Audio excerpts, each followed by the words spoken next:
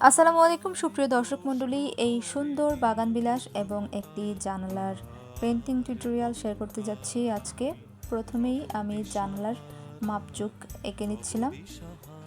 আর এখানে দেখতে পাচ্ছেন আগে থেকেই দরজাটাতে অর্ধেক রং করা ছিল। এটা একটা দরজা এবং এই দরজার মধ্যে আমি জানালা আঁকতেছি, আবার সেই সাথে বাগান বিলাসও আঁকতেছি। তো আমি প্রথমে বেস কালারটি দিয়ে নিচ্ছি, যেটা দেয়াল বোঝাতে যাচ্ছি, যেটাকে আমি সেটা কালার করে নিচ্ছিলাম। আমি প্রথমে ভেবেছিলাম যে একটা পার্ট করে আমি পুরো পেন্টিংয়ের টিউটোরিয়ালটা শেয়ার করব, কিন্তু আমার পরে মনে হলো যে কি দরকার মানুষকে ওয়েট করানোর, একসাথেই দিয়ে দিই। তো এখানে আমি বাগান বিলাসের গাছটা এঁকে নিচ্ছি, আর মেঘের পার্টটা আমি অ্যাড করি নাই কারণ ভিডিও বেশি লম্বা হয়ে যাবে। তারপরে জানালার ভেতরের অংশটা একটু কালো কালার দিয়ে অন্ধকার বোঝাতে এই কালো কালারটা ব্যবহার করেছি। তারপরে হচ্ছে আমি বাগান বিলাস ফুল আঁকা শুরু করেছি।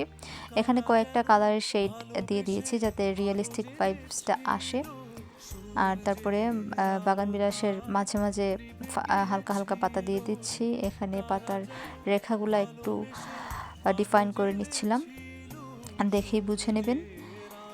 আর তারপরে হচ্ছে আমি পাতার কাজ শেষ হওয়ার পরে বাগান বিলাস ফুলের মধ্যে মাঝখানে রেনু টাইপের কেকটা থাকে, মূলত ওইটাই ফুল।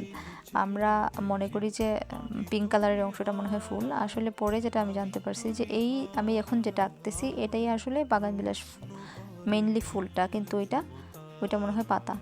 আমি জানি না, আমাকে জানাবেন কেউ জানলে। তো এই ছিল হচ্ছে আমার পেন্টিং প্রসেসটা। আমি প্রথমবারের মতো বাগান বিলাস ডিটেলসে এঁকেছি এবার। এর আগে আমি একটা ব্যাগে বাগান বিলাস এঁকেছিলাম, ওইটা এত ডিটেলস কাজ ছিল না, কিন্তু আমার ওই কাজটার চেয়ে এই কাজটাই বেশি পছন্দ হয়েছে, রিয়েলিস্টিক মনে হয়েছে আর কি নিজের কাছে। এবারে আমি বাগান বিলাসের গাছ আঁকা হয়ে গেছে, এখন আমি জানলাটা এঁকে নিচ্ছি।